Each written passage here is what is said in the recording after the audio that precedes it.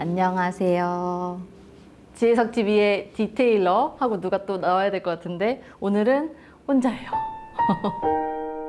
지난번에 저희가 코너 속의 코너라고 고상하다, 고민 상담을 하다 이런 것도 있었는데 지금 하고 싶은 거 약간 다 해 이런 분위기가 돼서 갑자기 오늘 또 새로운 코너를 하나 마련하게 됐어요. 그래서 되게 생각보다 의외로 저랑 좀 인연이 있더라고요. 되게 비슷한 결이 있어서 이분의 이야기가 좀 들어보고 싶다?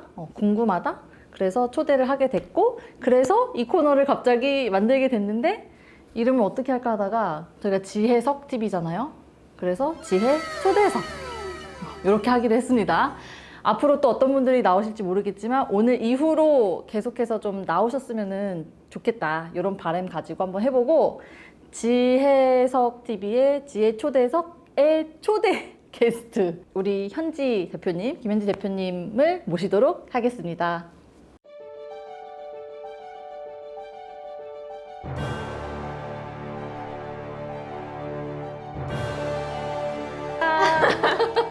디동이가 아니다. 저희 지혜 초대석의 초대 손님이신 거예요, 지금.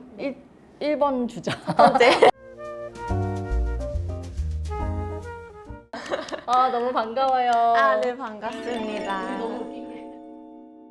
우리 너무 웃긴 게 알고 보니까 너무 공통점이 많은데 맞아요. 많은데 이제서야 약간 제대로 만난 느낌? 맞아요, 저희가 사실 맞아요. 북토크 때 만났었답니다. 인연이 좀 있어요. 근데 아마 원장님들, 강사분들 보고 계시다고 하면 되게 뉴페이스. 근데 또 너무 이렇게 아름답지 않으세요?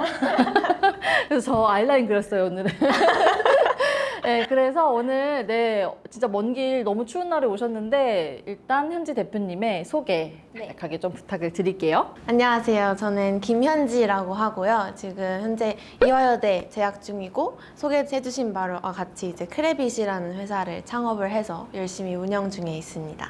네, 반갑습니다. 이대? 후배. 맞아요. 말 놔도 되지?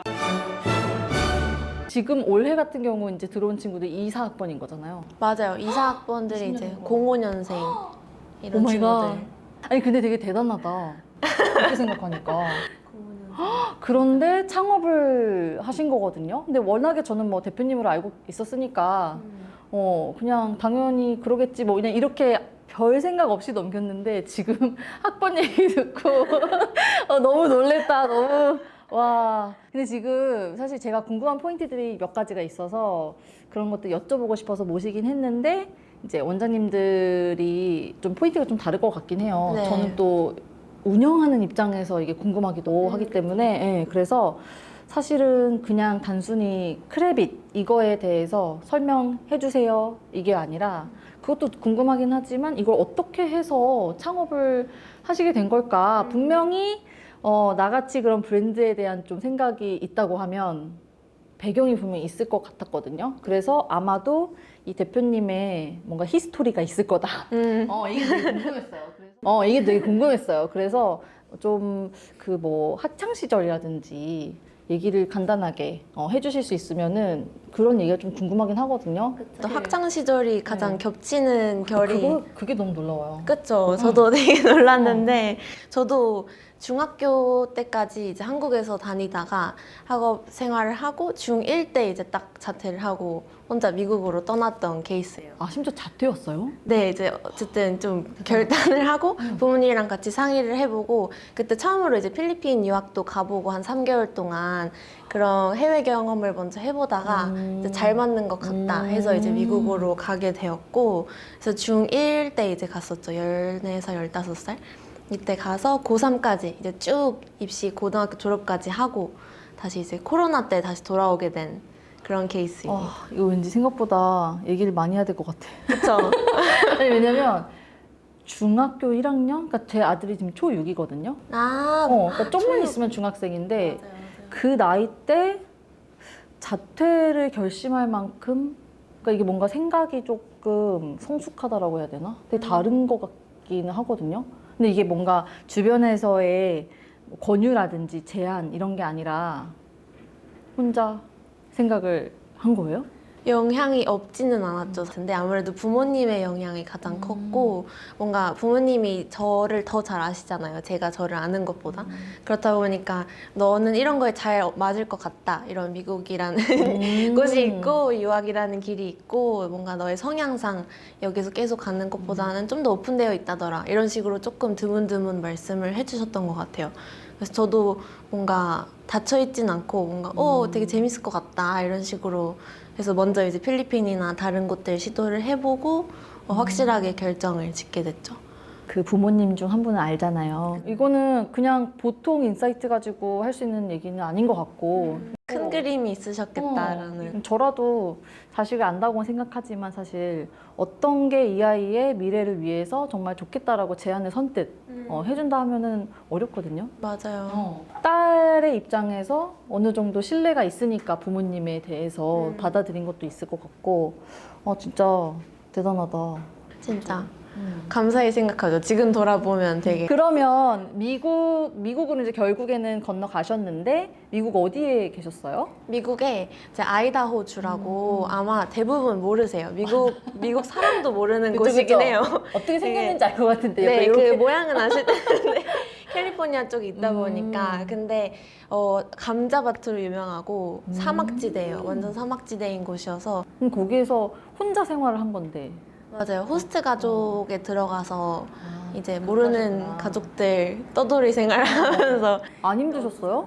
처음에는 사실 힘들 시간도 없었던 것 같아요. 사실 나이도 너무 어린데 영어도 너무 못하고 그 생존하느라 바빴고 이제 좀 고등학교가 돼서 이제 입시 준비할 때 그때가 조금 힘들죠. 그치 거기도 마찬가지겠죠. 그쵸. 그때는 또 거기는 하도 시골이다 보니까 한국인도 없고 학원도 없고 하니까 뭔가 도움받을 곳이 많이 없었던 것 같아요. 그래서 궁금한 거 유학을 가기 전에 사교육을 받았다 안 받았다?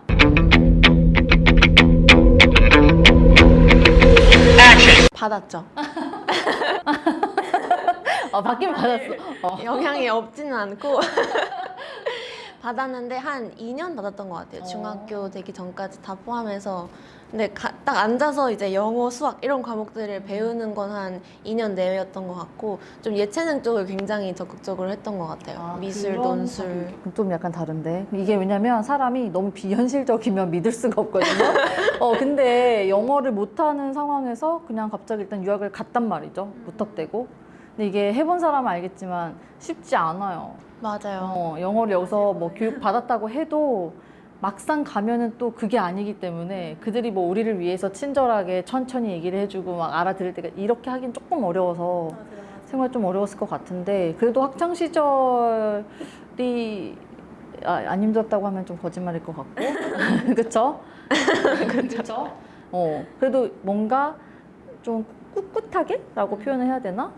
성장을 해오신 어떤 그런 느낌을 제가 받아가지고 그런 생활이 되게 궁금했고 그 다음에 결국에는 이제 입시까지도 어떻게 했는지 예, 요것도 조금 궁금하거든요. 어떤 뭐 비하인드라고 해야 되나?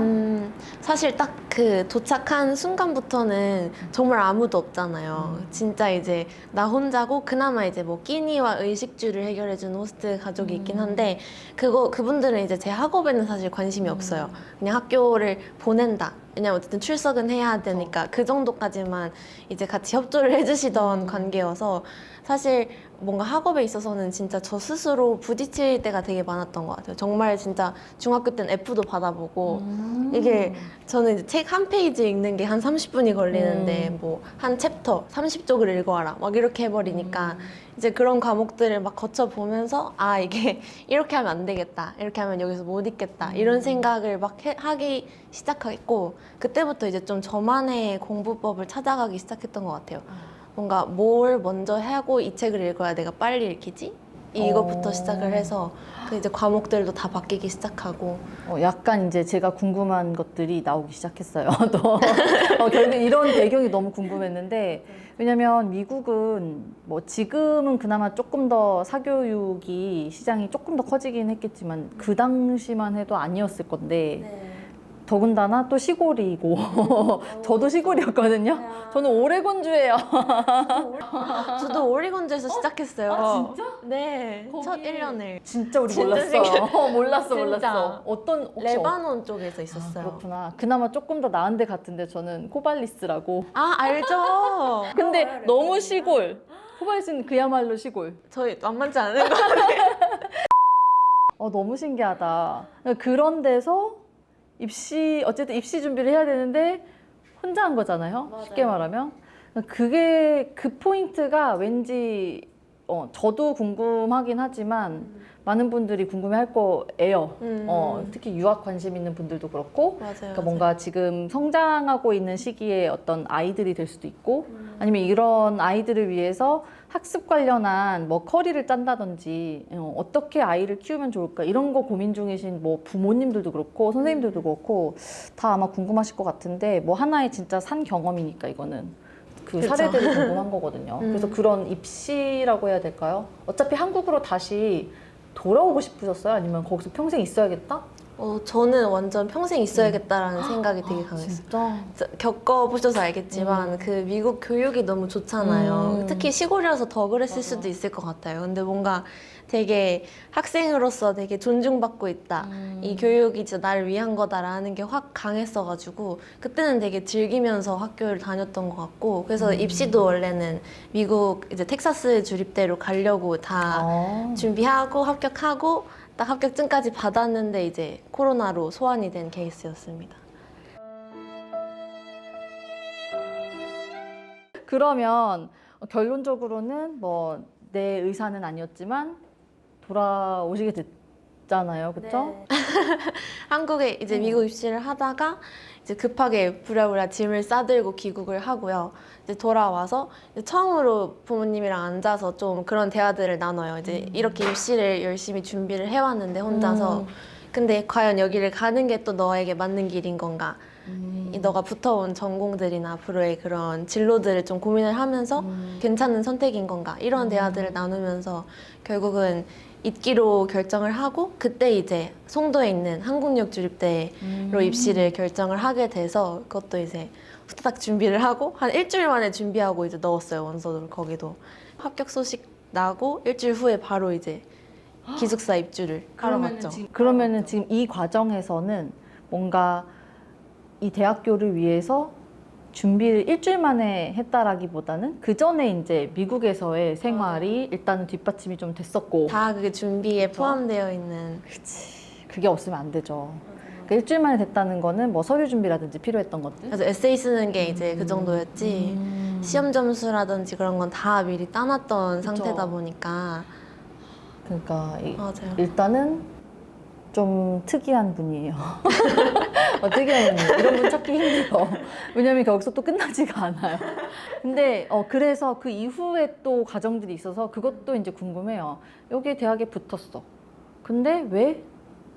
어쩌다가 편입을 또 생각을 하시게 됐을까? 사실 창업이 제일 컸던 것 같아요. 지금 이제 크레빗의 대표로 나올 수 있었던 만큼 저는 창업을 되게 오랫동안 꿈꾸고 있었고 그